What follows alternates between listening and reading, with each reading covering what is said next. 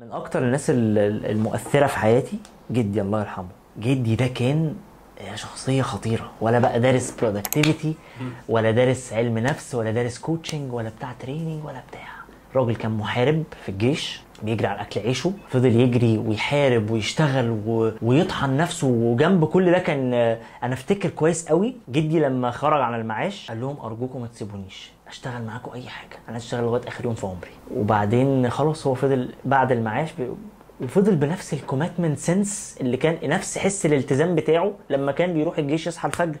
كان عنده شويه طقوس بقى، تعال اتفرج على يومه بقى. اسبوع الهدوم بتاعته بالاسبوع بتتحضر، هدوم الاسبوع كلها مكويه في الدولاب، دي واحد. 2 5 الفجر صحيت صليت، يطلع يقضي الفاميلي تايم بتاعه، كان يفطر جدتي ويديها العلاج بتاعها، وما كان الناس كبرت بقى وهي تمام، ويظبط لو في حاجه في البيت يعملها مش عارف ايه، شكرا واجبي اللي كإنسان في البيت انتهى. يلبس بدلة الجيش ينزل يروح على الشغل، وهو بقى وفضل مكمل ده لما كان مكمل حياته معاهم. يعني الساعة 3 يرجع البيت، فيومه كله ميكس كل حاجة. يتابع نشرة الساعة 9 فتابع شوية الأخبار، عرف أخبار الدنيا فيها إيه، قرأ قرآن، عمل مش عارف. هتلاقي ويل اوف لايف في توازن عجيب. وعلى هو كان يعني كان برضه حس المحارب عنده. وعلى الجانب التاني راجل طيب جدا.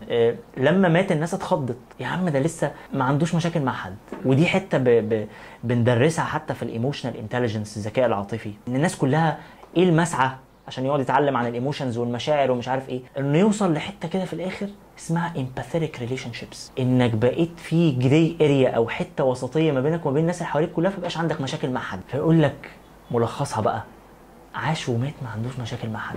يعني جواها بقى العلوم بقى اللي ماليه الكتب، عرف نفسه، عرف مشاعره، عرف يسيطر عليها، عرف يتأقلم مع الناس اللي حواليه والمشاعر والآراء والبريفرنسز المختلفة، فوصل لإمباثيك ريليشن شيبس، إنه ما بقاش في حد ما بينه وما بينه كونفليكتس، خلافات، بقى عارف يحتوي كل الناس اللي حواليه. ولغاية النهاردة سيرته بتيجي، ميت بقى له 10 15 سنة وهي دي. وما كانش بقى عنده سوشيال ميديا ولا كان مشهور ولا عنده فولورز ولا بتاع.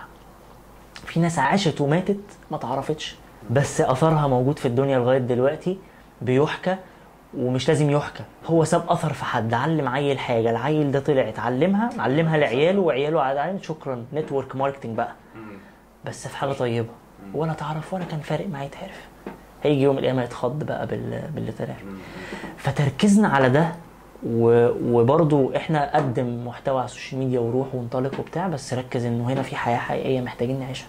احنا بننساها، وانا بنساها، كلنا بننساها، بنتسحل.